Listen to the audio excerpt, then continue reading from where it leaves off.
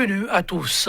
Plus d'actes de l'autorité aux citoyens béninois en porte-à-faux avec la justice. Quoique déclaré conforme à la Constitution, le très décrié arrêté interministériel motivant une telle décision continue d'alimenter la polémique et de faire des vagues. Elle sujette à controverse désormais aussi bien l'arrêté interministériel que la décision des sages de la haute juridiction. Interdiction de délivrance des actes de l'autorité aux personnes recherchées par la justice, la Cour constitutionnelle. En bourreau, la grosse interrogation sujette au menu de l'émission Débat du jour 100% Bénin. Donc, l'instant analyse, c'est tout de suite, maintenant et déjà, ce plateau en notre compagnie, Landry Angelo Adelacourt, juriste, il est activiste des droits humains. L'homme n'est plus à présenter. Landry Angelo Adelacourt, bonjour. Bonjour, monsieur le journaliste. Merci pour la disponibilité. C'est moi. En face de vous, pour l'instant analyse, il n'est plus à présenter, lui non plus. Jospezo Anago, qui depuis un certain temps s'est engagé résolument dans l'investigation. Le sujet au menu a été objet de plusieurs sujets d'articles déjà. Journaliste, analyste, il est le directeur de publication du quotidien béninois d'information, d'analyse et d'investigation, la Dépêche, qui nous a donné à revivre cet fait majeur de la justice béninoise et même de la juridiction qui sera au cœur du débat du jour. Jospezo Anago, bonjour. Bonjour, chers confrères. Bonjour, merci. Téléspectateurs de SCA TV. Et ils vous répondent à leur façon. Merci pour la disponibilité. Un devoir. Mais aussi pour l'engagement citoyen. Interdiction de délivrance des actes de l'autorité. Le sujet, mesdames, messieurs, a fait couler assez d'encre et de salive. Ils étaient un certain nombre de citoyens béninois à alors décidé de saisir la haute juridiction pour son arbitrage. En tout cas, depuis peu, c'est fait. Une décision qui aura donné patte blanche aux hommes, aux hautes autorités, pour ainsi dire, le ministre de la Justice, le ministre de l'Intérieur, pour cette décision bien pensée, dirait d'aucuns, mais qui malheureusement continue de faire couler encore et encore assez d'encre et de salive. Pourquoi continue-t-on de polémiquer autour d'une décision après cet arbitrage des sages? C'est un peu le résumé de la quintessence de l'émission du jour. Landry Adelacourt, voilà. Le sujet qui revient au devant de la scène, pour certains, c'est de droit, parce qu'une fois encore, la question des droits humains. Pour vous, est-ce que l'on a vraiment remis encore la cendre, alors qu'on se disait qu'il n'y a plus de feu autour sur un sujet qui, en principe, ne devait pas susciter tant de polémiques? Non, je pense qu'il va de soi, après une décision rendue par une juridiction donnée, que l'on puisse quand même donner son avis, et vous êtes d'accord que dans ces conditions, soit vous êtes pour la décision, ou bien vous observez quelques éléments qui, pour vous, ne sont pas totalement ce qui devait être. Donc, il faut comprendre que nous sommes dans cette logique, et puisque nous sommes sur le terrain d'une question aussi essentielle, et la question des droits humains, il est important que l'on puisse réagir et voir un peu le danger que cette décision pourrait quand même cautionner à l'avenir dans notre pays. Je pense que c'est pour cela que nous réagissons. Et je voudrais, à travers votre plateau, déjà remercier ces requérants qui ont quand même cru devoir à l'époque et déférer cet arrêté interministériel devant le juge constitutionnel béninois au fin d'être là aujourd'hui, parce que c'est eux qui nous permettent d'être là aujourd'hui. Et quand on sait que c'est des jeunes juristes, je pense que nous pouvons quand même les encourager, parce que personnellement, s'ils n'étaient pas des activistes des droits humains, ils n'ont pas intérêt à aller devant le juge constitutionnel. Et donc, nous sommes là en présence d'un cas qui pourrait, avec le temps, peut-être s'apparenter à ce que nous appelons souvent la patrie. Et donc, c'est important que nous puissions revenir sur cela. Et surtout, quand on sait d'où est-ce que nous sommes partis pour arriver en 2016 et aujourd'hui en 2020, et vu les acteurs qui aujourd'hui sont quand même en charge, ou bien des acteurs qui rendent cette décision, des acteurs qui prennent cette décision, il est important que nous puissions faire l'historique et apprécier au regard des engagements d'hier par rapport aux engagements d'aujourd'hui, et également au regard des engagements internationaux et de notre loi fondamentale qu'est la Constitution du 11 décembre 1990. Interdiction, mesdames, messieurs, vous l'avez suivi. Le sujet revient au devant de la scène de délivrance des actes de l'autorité aux personnes recherchées par la justice. L'arrêté interministériel qui a fait dresser les cheveux sur la tête n'aura laissé personne indifférent. Mais surprise pour surprise, ils étaient un certain nombre de jeunes juristes à saisir la Cour constitutionnelle. Pour certains, il s'agit de jeunes en quête d'une certaine notoriété, de jeunes qui voudraient bien mettre la République sans dessus-dessous. Eh bien, en son temps, il y avait un quotidien qui a marqué un arrêt sur l'arrêté interministériel. C'était la dépêche. A raison. Jos Pezo, vous êtes sur le plateau avec nous ce matin pour apprécier cette décision. La Cour constitutionnelle a fait son arbitrage. D'aucuns, en son temps, avaient dit, mais diantre, que cherchent bien ces jeunes juristes. Alors que des personnes plus avisées qu'eux auraient pu saisir la haute juridiction, c'est eux qui se mettent au devant de la scène, rien que pour bomber le torse. Vos investigations se rappellent en quelques lignes, c'était une démarche de droit, une démarche de justice. Aviez-vous titré en ce temps? Vous n'avez pas beaucoup de remords après l'arbitrage de la haute juridiction? Non. Et plutôt, vous ne pensez pas que ce sont des jeunes qui sont allés en villégiature non plus? Pas du tout. Ils ont posé un acte majeur. Et je crois que mon ami ou compatriote sur ce plateau l'a relevé tout à l'heure.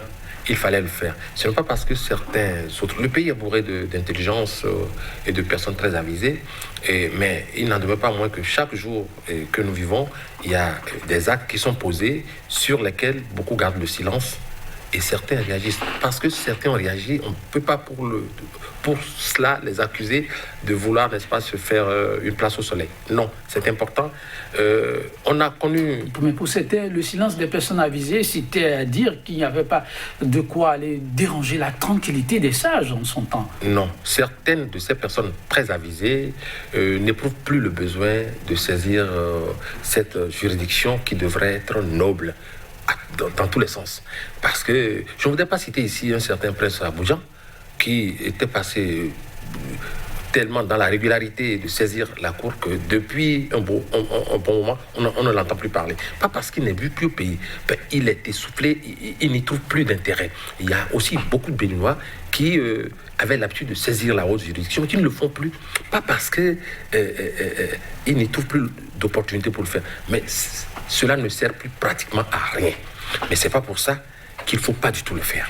Il faut le faire pour l'histoire. Et ces jeunes que vous aviez tant cités l'ont fait pour l'histoire. Et l'histoire le relèvera demain, forcément, parce que rien, et tout est archivé, et tout est codifié.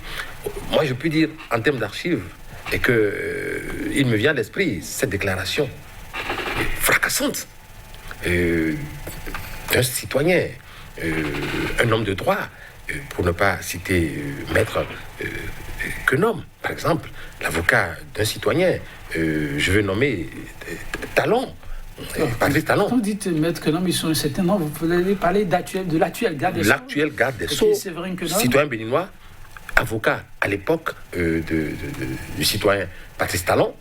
Je voudrais citer un certain maître Djobenou, qui était au devant des Mercredis Rouges, et qui était un éclaireur à l'époque. On était tenté de le dire.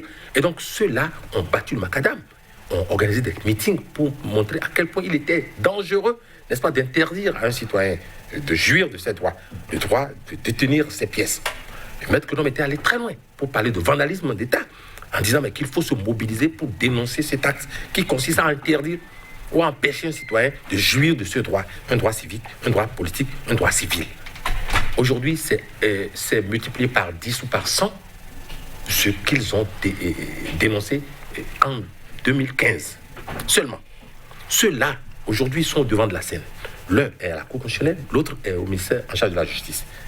Mais pourtant, ces actes ont été amplifiés, mieux codifiés et même défendus par la Cour constitutionnelle. Donc il faut dire que ces jeunes ne sont pas allés en villégiature, ils ont posé un acte historique et l'histoire nous le fera démontrer tôt ou tard. Alors, parallélisme des formes, est-ce que vraiment cela s'explique, ce qui s'est passé en 2015, cette prise de position radicale pour dire pas question de priver le citoyen de ce qui fait même son essence, son appartenance à une patrie, de lien direct avec ce qui s'est joué récemment devant la Cour constitutionnelle? Je pense que quand vous observez très bien les propos d'hier ou bien les postures d'hier et celles d'aujourd'hui, vous arrivez quand même à faire le point et à voir où est-ce que nous sommes dans du sincère, dans du concret. La posture d'hier qui consiste à dire que l'on ne saurait priver un citoyen de ce qui pourrait lui valoir sa nationalité et autres, c'est la meilleure, c'est la juste, il n'y a pas deux. Et vous allez voir que ces acteurs hier étaient soit des avocats, donc techniciens de droit, acteurs de la société civile, donc dans des positions objectives. Mais aujourd'hui, nous sommes en présence d'acteurs politiques. Donc, il est important de faire la démarcation pour comprendre que le juriste, quand il parle, quand il est dans la posture de technicien, il dit des choses techniques. Mais quand il est dans la posture d'acteur politique, de membre d'un gouvernement, il défend la politique d'un gouvernement. Alors, je vais nuancer pour dire que Maître Quenome, le garde des Sceaux, sur ce plateau, si nous devons en parler, nous allons bien vouloir rappeler que nous parlons de Maître Quenome, garde des Sceaux, ministre, membre d'un gouvernement, et non du technicien de droit, de la bibliothèque de droit, du baron, de l'un des barons du barreau béninois. Ah non, ce n'est pas de ce technicien de droit qui parle, parce que dans le fond, nous allons revenir dans le fond des arguments évoqués par le garde des Sceaux devant le juge constitutionnel pour vous montrer que ce n'est pas du droit, les arguments qui sont évoqués. Alors, Maître Joseph Dorbenou, alors, était aussi technicien de droit. Mais aujourd'hui, on pourrait aussi comprendre que c'est un technicien de droit. Mais en tout cas, les faits sont là, c'est qu'il est président d'une juridiction, il a été désigné dans les conditions que nous savons, et que depuis lors, les décisions sont là et témoignent, si nous pouvons dire qu'il est encore et ce technicien de droit tant reconnu, tant célébré à travers le monde, ou s'il est dans la posture d'acteur politique, je ne saurais le dire, mais une chose est sûre. Quand vous prenez les engagements internationaux et que vous prenez les conventions, il y a des conventions de 51 et puis une autre convention de 54, sur la question, sur le statut de la patrie et sur le statut des réfugiés.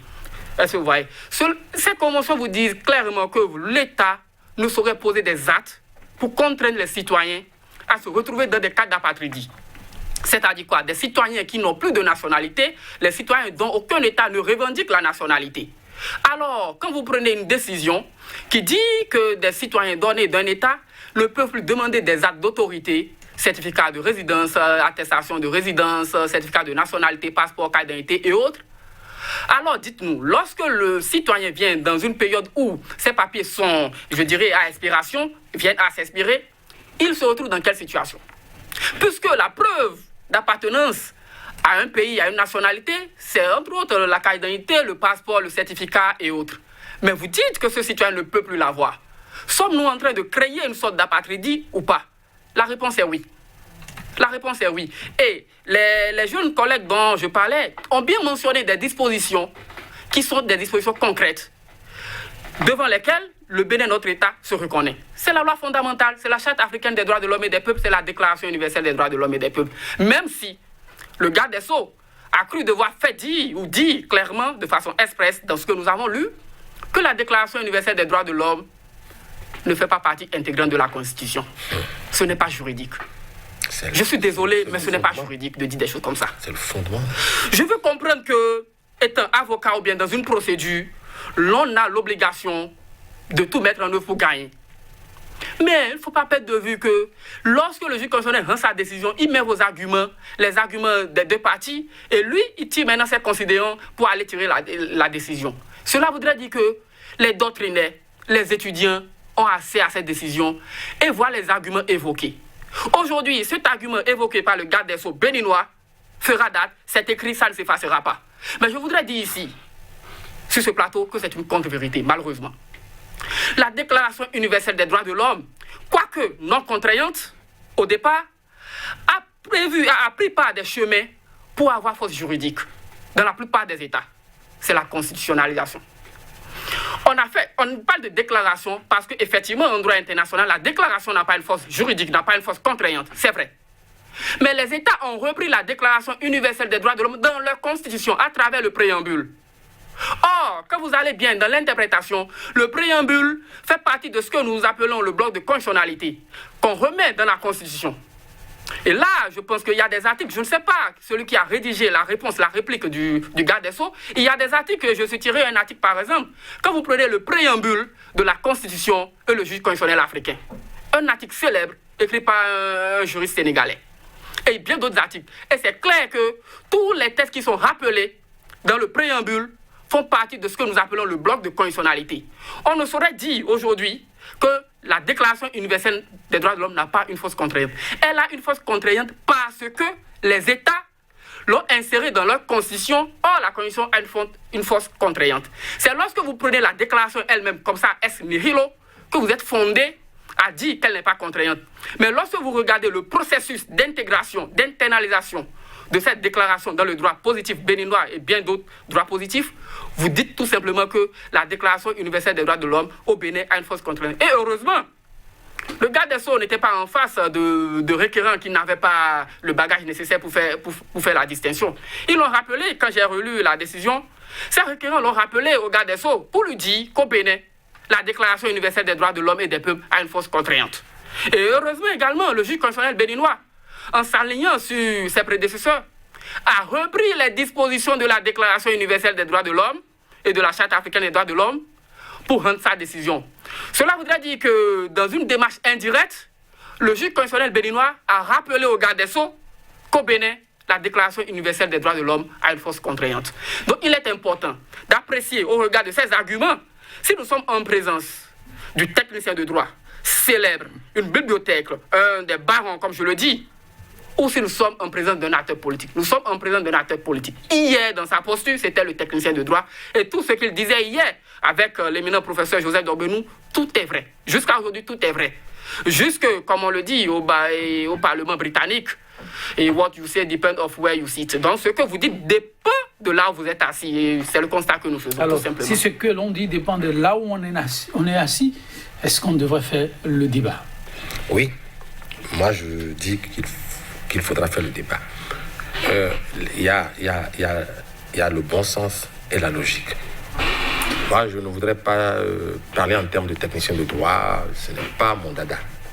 Mais je voudrais parler en termes de logique et de bon sens. Ok, allons-y. Ça vous rattrapera toujours. Puisque si aujourd'hui, dans la posture de ministre ou de, je ne sais, de politique, on tord le cou. Politique, juriste. On tord le cou au bon sens, à la logique.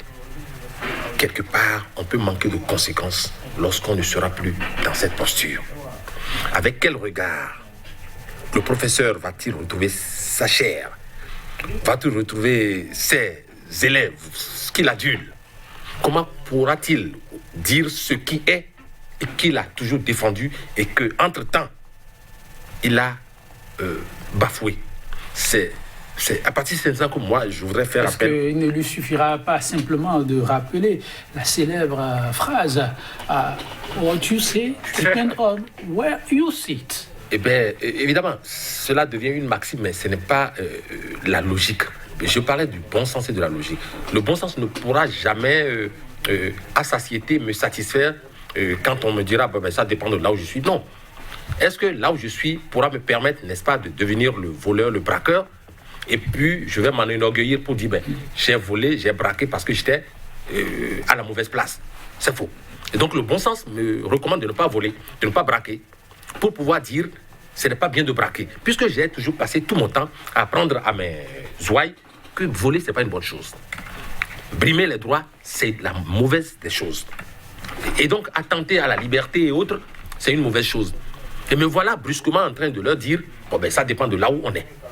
Ça ne marche pas. Donc le bon sens et la logique devraient, n'est-ce pas, nous guider chaque fois et partout où nous serons, quel que soit l'endroit où nous sommes. Et donc, le bon sens et la logique ont déserté le forum, suis-je tenté de dire, au regard de ce que nous constatons aujourd'hui. Ce qui fait que, aussi bien la société civile, les politiques et ceux qui faisaient, les faiseurs d'opinion, sont aujourd'hui discrédités chez nous.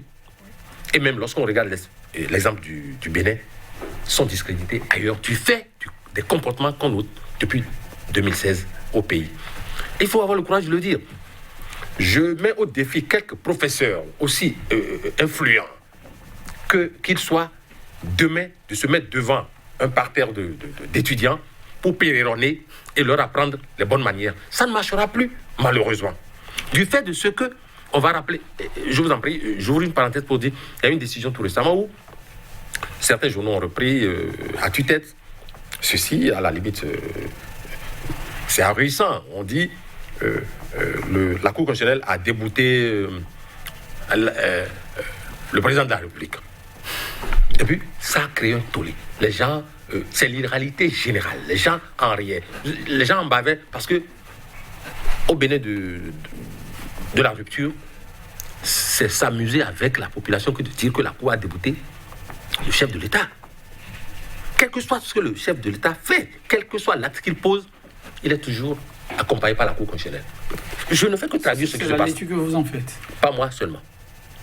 Nous avons une population qui observe, qui a observé.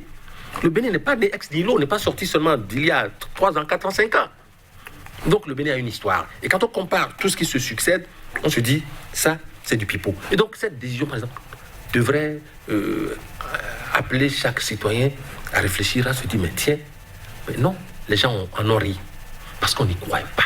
Nous, on a relevé un certain nombre de commentaires sur 118 ou 119 commentaires. Aucun, je vous dis bien, aucun n'est allé dans le sens de dire, pour mettre la Cour constitutionnelle a fait un travail merveilleux. Alors, quand on revient au dossier qui nous réunit, le cas de refus d'autorité aux personnes recherchées par la justice, est-ce qu'il ne faut pas, avec beaucoup de sincérité et aussi de sang-froid, essayer d'apprécier ce que certains appellent une certaine sagesse des membres de la Cour, qui, un peu plus loin, souligne que loin de vouloir faire des citoyens des apatrides, c'est une façon de les amener à se présenter devant la justice. Je vais répondre à ma manière à cette...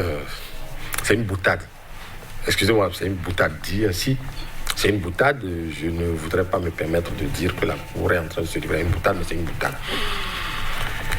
Pour que le citoyen qui a fui son pays pour se réfugier ailleurs, du fait de se sentir menacé, pour que ce citoyen soit en mesure de revenir, il faudrait qu'il puisse trouver en la justice de son pays toutes les qualités d'une justice équitable, au service, une justice juste. On n'en est plus là depuis 2016. La justice au Bénin, c'est à la tête du client. Et voyez-vous, donc, beaucoup de citoyens aujourd'hui, il suffit même pas seulement qu'on m'accuse d'avoir commis tel crime, parce qu'il faudrait que la justice puisse en arriver à ma culpabilité pour que je puisse être condamné. Mais le fait qu'on ait accusé certains d'avoir commis des actes dont aucune juridiction n'a étayé les contours, on fait que ces citoyens ne sont plus aujourd'hui au pays. Certains sont exilés parce que s'ils étaient au pays, on les mettait au bagne, le plus simplement du monde. Il faudrait que d'abord il y ait que la justice offre des garanties de crédibilité, d'équité. Bon, alors, lorsque nous sommes dans un Bénin où ces choses sont de vieux souvenirs, mais comment voulez-vous que les citoyens puissent venir se remettre à la justice de leur pays? On a vu des cas où un député dont l'unité n'a pas été encore levée a été battu dans les couloirs du tribunal de Cotonou. Et vous trouvez que c'est un argument suffisant pour que la Cour ne tranche pas telle elle a eu à trancher? Mais pas du tout. La Cour ne devrait même pas aller dans ce sens. Je suis citoyen béninois. La Cour ne devrait pas aller dans ce sens. La Cour, elle est dans le sens de ce que veut le pouvoir.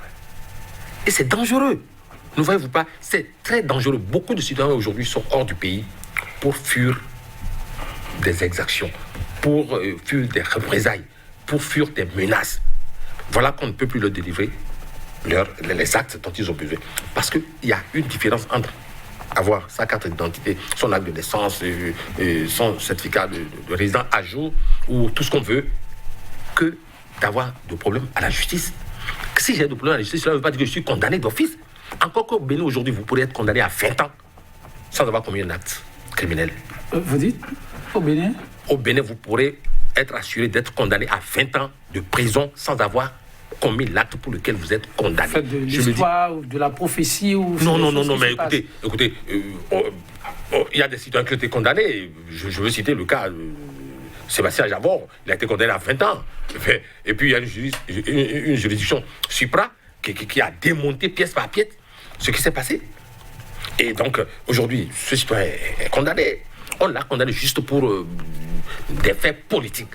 Et ça, maître, je veux citer aussi maître Quenom, qui, en 2015, disait que ce qu'on faisait, c'est pour empêcher, politiquement parlant, le citoyen Patrice Talon.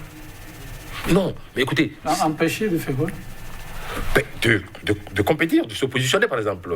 Parce qu'on était en 2015. Et 2016 s'approchait. L'histoire est contemporaine, elle est à nos portes. Pour vous, c'est la même histoire qui se passe. Bien sûr, ceux qui dénonçaient hier ces exactions, ces mauvais comportements au niveau des gouvernants, sont aujourd'hui les acteurs qui ont même entériné tout ça, qui les ont bien codifiés, parce qu'il y a vraiment des décisions de la Cour qui sont venues après pour tout aborder.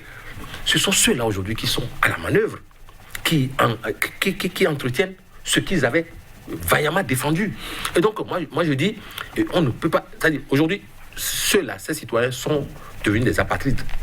Ni plus ni moins. Monsieur Landry, il a dit, c'est une réalité. Oui, assez de reproches, on l'entend ci et là, au garde des Sceaux, à la justice.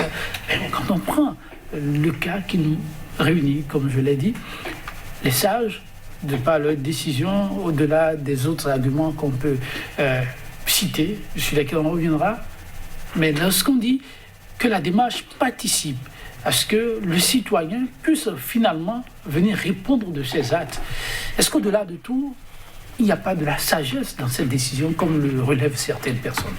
Je pense que c'est une affirmation en principe à saluer parce que qu'est-ce que nous souhaitons, c'est que la justice soit rendue à tout un chacun de nous de façon juste, équitable et qu'il n'y ait pas et ce que nous craignons tous. C'est donc a priori c'est à saluer. Et maintenant, quand on va au fond, est-ce que ce qui est fait, c'est dans ce cadre?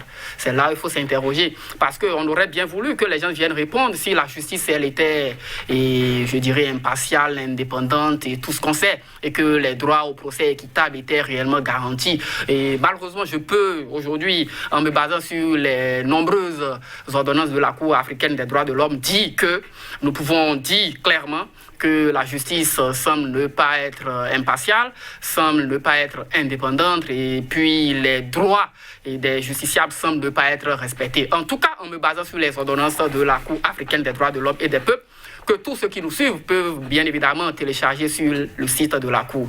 Alors, permettre à ce que les gens viennent répondre, c'est ça même ce que nous devons encourager, comme je le disais. Ce qu'il faut faire, c'est qu'il faut apprécier au cas par cas. Okay. La Cour, en rendant cette décision, pour ma part, et a fait quand même, je dirais, un travail à minima. À minima, oui, parce que la Cour est restée dans la généralité pour dire oui, qu'il faut seulement permettre aux gens de venir répondre et puis ça s'arrête là. Mais il faut quand même regarder par rapport à cette liste, cette longue liste, parce que j'estime que c'est environ une trentaine ou une quarantaine de personnes, j'estime. Donc par rapport à cette longue liste, il faut apprécier. Nous sommes à quelle phase? S'il suffit tout simplement de dire que, parce que je suis venu sur Sika TV aujourd'hui parler et qu'on décerne un mandat d'arrêt ou bien que je suis convoqué à l'ORC, tout ce que vous savez, vous connaissez ces institutions et autres là, ces organes, et que cela suffit pour qu'on m'interdise d'avoir le certificat de résidence ou bien l'attestation, tout et tout. Mais il y a problème. Parce que dans ce cas, si on le disait au sortir d'ici, que je dois me présenter, c'est que je fais partie de ces personnes qui sont recherchées par la justice. Par conséquent, on m'interdit d'avoir un passeport ou bien on m'arrache ce que j'ai, on m'interdit de renouveler ma carte d'identité, on m'interdit parce qu'on me dit oui, on veut que je réponde à la justice. Est-ce que dans ce cas, le juge constitutionnel béninois va continuer à dire oui et que l'autorité ministérielle est fondée à m'interdire d'avoir ces papiers juste parce que on m'a dit de venir me présenter devant une juridiction pour quelle infraction encore dont je ne saurais même confirmer les attitudes? C'est là la préoccupation majeure. Et il faut se dire que c'est une question, c'est une violation des droits de l'homme. Ce n'est pas bien de rendre des décisions du genre. Il faut apprécier au cas par cas. Nous sommes d'accord pour le principe. À saluer. Il faut permettre aux gens de venir répondre. Mais au cas par cas, est-ce que ce qui est fait, la décision qui est prise, respecte les règles de proportionnalité? Lorsque nous savons que de ces compatriotes, il y en a qui sont même déjà sous le statut de réfugié. Et que nous savons qu'est-ce que le statut de réfugié?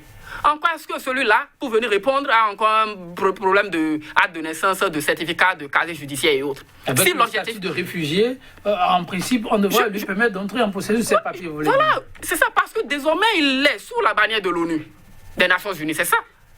Il est sous la bannière, il est sous la coupe, il est sous la protection des Nations Unies. Donc, quelle garantie notre État veut en mettant ces choses-là dans cette liste que nous sommes en train de voir? C'est pour cela que je dis, en fait, c'est des choses à apprécier au cas par cas. on ne serait pas étonné, en respectant cette logique, qu'en 2021 ou 2026 ou 2030, que peut-être mettre Joseph Diogbenou dans une autre posture de vous et moi, citoyens comme ceci, qu'on lui dise que désormais il ne peut pas sortir du Bénin ou bien de là où il est, il ne peut pas avoir tel papier parce qu'il aurait géré en temps de 2016 à 2018 une fonction ministérielle ou un poste là et qu'il est recherché par la justice. Par conséquent, c'est trop facile, c'est trop banal. Donc il faut voir les principes. Et le juge constitutionnel, pourquoi il dit là qu'on fait un travail à minima? C'est qu'il ne s'est pas inspiré du préambule de notre Constitution. Parce que la force du choix de notre peuple réside dans le préambule. On a rappelé le parcours, l'histoire de notre peuple. Ce qui a amené au choix de la démocratie, du renouveau démocratique. Ce qui a amené au choix ou à l'adoption par référendum de cette constitution. On a rappelé le passé sombre de notre pays. Et on a dit qu'on garantit désormais les droits fondamentaux, la liberté, et qu'on souhaite contraindre les gens à l'exil et autres. Mais le juge constitutionnel, vous verrez, quand on prend la décision, c'est juste contenté de rappeler quelques dispositions de la charte de la DUDH et puis a conclu.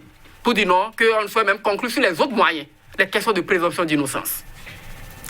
Suffit-il de dire que vous avez tenu tel discours pour qu'on vous dise désormais ah non, que vous êtes responsable de ci ou de ça. Et on va même loin pour nous dire que la présomption d'innocence n'est même pas invocable devant le juge constitutionnel. C'est dangereux. Alors que nous avons de précédentes jurisprudences de la même cour. Pas l'équipe qui est là, mais de la même cour, parce que la cour est installée depuis 1993. Aujourd'hui, il faut juste comprendre que l'objectif est peut-être ailleurs, mais ce que moi je constate, c'est que cela ne respecte pas l'ABCD des droits de l'homme, cela ne respecte pas l'ABCD d'un état de droit, et cela semble être plus proche de ce que nous pouvons qualifier d'arbitraire. Mais malheureusement, c'est une décision du juge constitutionnel, et ce qui est bien, c'est qu'aucune décision du juge constitutionnel ne passe sans passer par la plume des doctrinaires. Et comme l'a dit M. Bézot tout à l'heure, l'histoire retiendra qu'à un moment donné de l'histoire politique et constitutionnelle de notre pays, il y a une juridiction dirigée par certains et dont certains sont membres qui a eu à rendre telle décision dans tel contexte.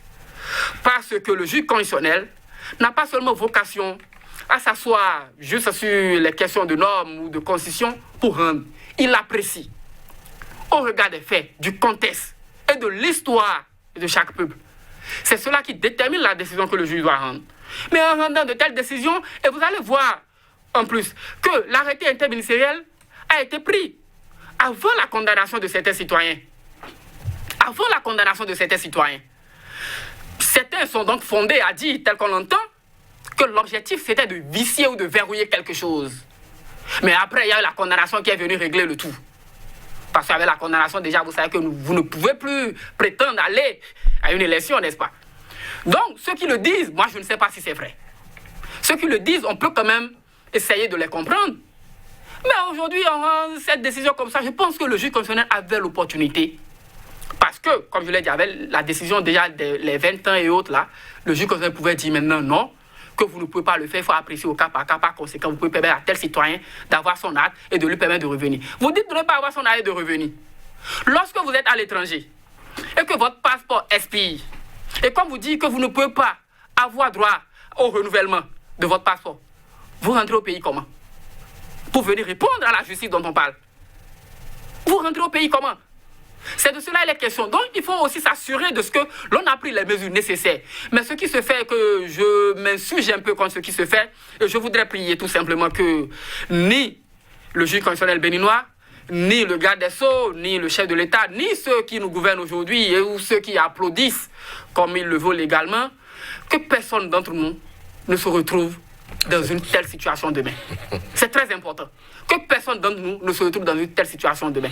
Hier, quand le citoyen et Patrice Talon étaient dans cette situation, nous autres, de notre posture, nous avons dénoncé les faits. Et nous continuons de dénoncer. Ce qui s'était passé est du vandalisme, comme l'a dit le garde des Sceaux à l'époque. C'est du vandalisme. C'est pas bien. Et nous continuons. C'est fidèle à cette logique que nous avons tous défendue hier, ensemble, d'une manière ou d'une autre. C'est fidèle à cette logique que nous disons également que ce qui est en train de se faire aujourd'hui est conforme à ce qui s'est fait hier. Et ce n'est pas le choix que le peuple béninois a fait en 2016, malheureusement. Le peuple béninois n'a pas fait le choix, pour reprendre vos expressions, du vandalisme. Alors, je suis tenté de vous demander quelles pourraient être les conséquences de droit dans ce cas de figure. Car la décision de la Cour, qu'elle plaise ou non, s'impose à tous. Oui. Bon, je ne suis pas un homme de droit, mais je voudrais dire ceci. L'une des conséquences serait que les citoyens béninois peuvent, déjà, s'ils ont épuisé à l'interne les voies de recours, ils en ont l'opportunité, la latitude, saisir les juridictions à l'international. Si on a faim de nous faire croire que le Bénin s'est extrait de telle ou telle disposition au plan international, c'est faux.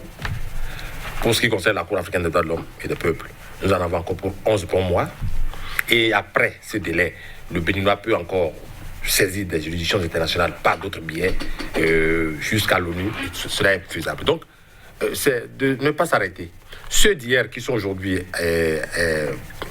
au gouvernail nous l'ont bien sériné. Il faut dénoncer, il faut maintenir la veille citoyenne. Nous maintenons la veille citoyenne.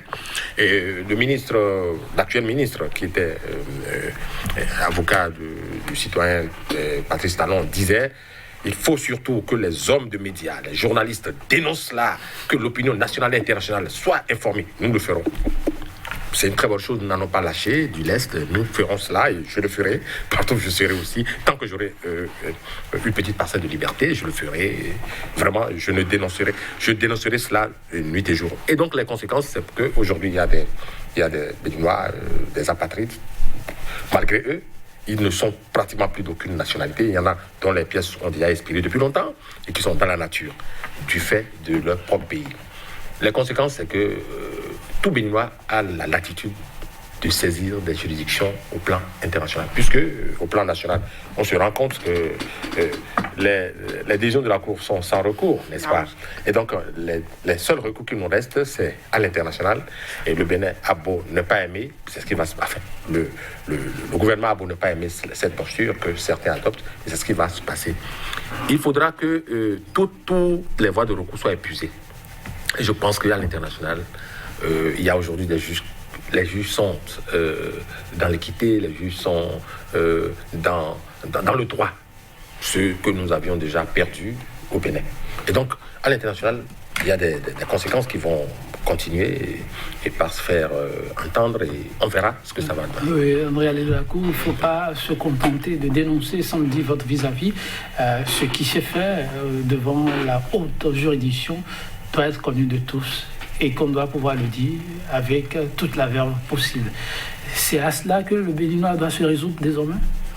Je pense que la première démarche, c'est cela. C'est d'abord condamner ce qui n'est pas bon. Condamner ce qui n'est pas bon. Lorsque vous n'arrivez pas à condamner ce qui n'est pas bon pour des raisons, que nous savons tous, pour des raisons que nous savons tous, c'est qu'il y a un problème. Et vous devez pouvoir condamner, dénoncer, vous indigner. L'indignation, c'est très important. Et quand vous le faites, maintenant, comment faire pour agir de façon concrète? C'est ce qu'a fait déjà les requérants dont on parle. Ils nous ont permis de voir aujourd'hui le visage de certains. Peut-être qu'on les voyait déjà. Mais on a encore vu davantage parce que, vous savez, vous avez tendance à dire non, il n'ira pas jusqu'à ce niveau, il n'ira pas jusqu'à ce niveau. Et vous constatez que les gens vont jusqu'à ce niveau. Donc nous avons constaté. Ce qu'il y a lieu de faire aujourd'hui, comme l'a dit M. Bezos, c'est de saisir les juridictions au niveau international. Le Bénin est toujours dans la Charte africaine des droits de l'homme et des peuples et le protocole créant la création de la Cour africaine des droits de l'homme. Et puis le retrait qui est demandé ne prendra effet que dans 11 mois. Et là également, je pense qu'il y a des surprises certainement, mais pour le moment, on a encore 11 mois. Donc les collègues qui l'ont fait peuvent toujours rester l'État béninois devant cette cour. Également, je pense que la Cour de justice de la CEDEAO également est toujours là. Et donc la décision du 30 avril n'a rien à voir, n'a aucun effet, ça il faut le rappeler. Donc ils peuvent également aller là. Maintenant, il y a d'autres mécanismes onusiens qui peuvent être explorés là, je pense que c'est du bien. Pas maintenant. Quand on revient dans peut-être l'approche politique, il faut dire, cette décision aura quel effet sur un État comme le nôtre qui réduit ses représentations diplomatiques déjà dans le monde à 10. C'est pour dire qu'il y a toute une philosophie derrière l'acte que posent certains. Il y a toute une philosophie et je me demande s'ils seront gérés. Mais une chose est sûre, ce qui est bien, c'est de dénoncer, c'est de poser des actes. Et non se cantonner et peut-être sur les réseaux sociaux à parler. Non, il faut agir. Il faut agir et nous ne pouvons qu'encourager ceux-là qui, au risque de leur vie et peut-être d'autres intérêts que nous ignorons, ont ce courage dans un contexte qui est le nôtre. Vous savez, nous parlons ici aujourd'hui, nous ne sommes pas sûrs qu'à notre descente d'ici, nous pouvons rentrer chez nous. Ah oui! Le Bénin a suffisamment de visage. Mais pourquoi est-ce que le Bénin n'a pas ce visage? Je pense que le Bénin a un visage que tout le monde connaît. Le Bénin a un visage que tout le monde connaît et chaque fois que vous avez l'opportunité de vous exprimer, même d'écrire sur les réseaux sociaux, il y a toujours de ces gens-là que je dis qui vous aiment, qui vous rappellent à l'ordre pour vous dire, mais tiens, attention. Vous connaissez le régime en face, attention. Mais nous disons une chose. Ce qui nous réjouit, nous autres, c'est que nous autres, nous sommes dans les questions de droits de l'homme, qui sont des questions de principe. Vous voyez, les principes ne varient pas. Ce sont les individus qui varient au gré des intérêts. Les principes sont là, figés. Et donc, nous rappelons les principes tout simplement. Et je pense que nos autorités également, que ce soit les autorités juridictionnelles ou politiques, sont heureuses de nous entendre dire ou rappeler à leur attention les principes. Parce que ce que vous devez comprendre, c'est parce que nos autorités, en réalité, ne connaissent pas suffisamment les principes des droits de l'homme que nous assistons à certaines choses. Si nous continuons tel que nous le faisons, à le leur rappeler, vous allez constater qu'au fil des jours, au fil des semaines, les autorités finiront par se ranger et prendre les bonnes décisions. Mais quand vous ne connaissez pas, il est normal, et ce que je vais vous rappeler également, peut-être pour vous remettre la parole, c'est que lorsque le régime actuel est venu, il y a eu un acte qui nous a frappé, nous autres, au niveau du ministère de la Justice. C'est que nous sommes passés de la dénomination ministère de la Justice, de la législation et des droits de l'homme au ministère de la Justice et de la législation. On pensait que c'était un acte banal, anodin, qui n'avait rien à voir avec des questions de fond. Mais depuis 2016 à aujourd'hui, avec les différents rapports devant les institutions onusiennes et autres, on constate que le gommage des droits de l'homme, de la dénomination qu'on connaissait, n'est pas anodin. Puisque désormais, on constate que c'est comme si c'est le ministère lui-même qui cautionne la violation des droits de l'homme. Or, on a dit quand c'était le ministère de la Justice, de la législation et des droits de l'homme. C'est-à-dire qui veille à la protection des droits de l'homme. Mais quand on l'a évacué, c'est fini. Alors, c'était une erreur de départ, de jeunesse, comme on dit, qui rattrape le gouvernement, ou un choix délibéré qui fait souffrir. C'est un choix délibéré, puisque dans beaucoup de compartiments, on observe ce genre de déni des droits fondamentaux. Dans beaucoup de compartiments de notre pays depuis 2016. Donc ce n'est pas anodin, ce n'est pas non plus une erreur, c'est délibéré et cela s'observe. Est-ce qu'il ne faut pas aussi lire ça autrement?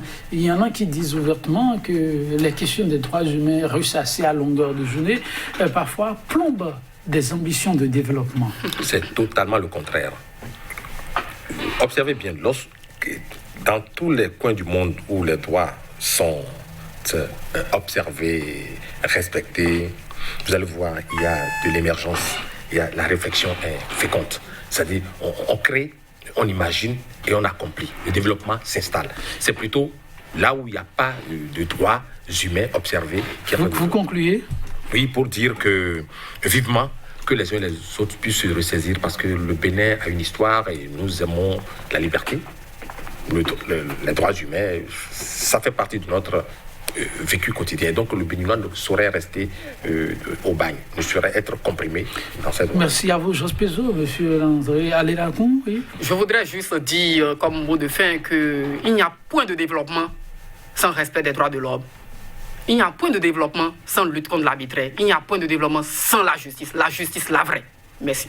Merci à vous, André Adilako. Merci également à vous, monsieur Jos Pezo Anango. Mesdames, messieurs, oui, le Bénin à la croisée des chemins, visiblement parlant des droits humains. Le sujet aujourd'hui sur Passe Tapis, il le sera sans doute encore demain. Mais pour l'instant, du jour, on va s'en arrêter là. Et ça va être sur cette citation devenue plus que célèbre, attribuée à tort, à raison à plusieurs grands hommes de l'humanité. Quand l'injustice devient loi, la résistance est un devoir. Prenez soin de vous et à très bientôt pour un autre numéro de 100% Bénin, toujours avec le même entrain. Au revoir.